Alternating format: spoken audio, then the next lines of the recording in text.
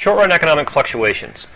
So if we were to look at Canada's GDP, a measurement of the size of the economy over the last 30 years, you'll see that there's periods where it's growing quickly and other periods where the economy is actually shrinking. So we call these business fluctuations or business cycles. So what we're concerned with, though, is if the economy quickly begins to decline. And so this can happen for a couple of reasons. So if the economy begins to shrink or decline, what we call this is an economic shock. And there's two types of economic shock. One type is a supply shock, the other type is a demand shock. So let's look at the demand shock then is a sudden decrease in demand. So if we were to look at supply and demand, so let's say this is supply and demand for all goods in an economy, and we begin at equilibrium point A, and so we'd be at price level A, and then the quantity demanded at this price level would be QA. Now, if there was a sudden decrease in demand, what would happen then is the demand curve would shift to the left to a new demand curve, something like D2. And so what this is, it's a leftward shift, so something's happened in this economy, that the demand is shift. And so what happens as a result then is that we move from point A to point B, and so the economy would shrink, and so it would move from QA to QB. So we've got a decrease here in the size of the output of the economy. But as well, what happens is we now are at a new price level, so price level B, so we've got a decrease in prices. So when we have a demand shock or a sudden decrease in demand, what happens, demand curve shifts left, and so the quantity in this particular economy decreases and the price level drops. So that is what we call a demand shock. So a supply shock then, similar to a demand shock when it's influencing supply, is a sudden decrease in the supply. Okay, so we've got a sudden decrease in S. So let's take a look at this. So originally the economy is at a point A, and so the quantity demanded at this price level, PA, is QA. So we've got a situation looks like this. Now if there's a supply shock, the supply curve then actually suddenly shifts left to something similar to, say, S2. Okay, so we've got this, something happens in the economy and the supply curve suddenly shifts left. So now what happens is we move from point A to equilibrium B because the supply curve has left. So what happens at this less supply is prices have actually go up to point PB, and then the quantity in this economy shifts left. So again, we move from A up to B, so we've got a price that increases and the economy shrinks.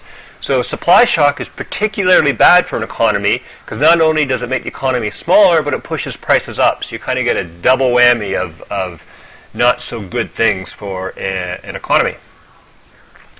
Now, quite often though, what we're assuming here in both these situations is that the prices are fully flexible.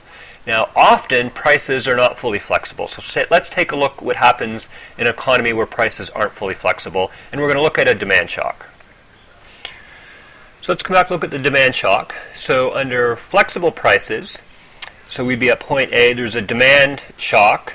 So we've got the demand curve shift to the left from D1 to D2.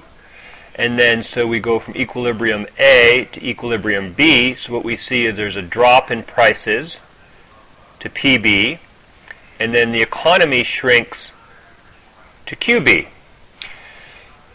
So we can see then this decrease in prices and the economy shrinks to QB.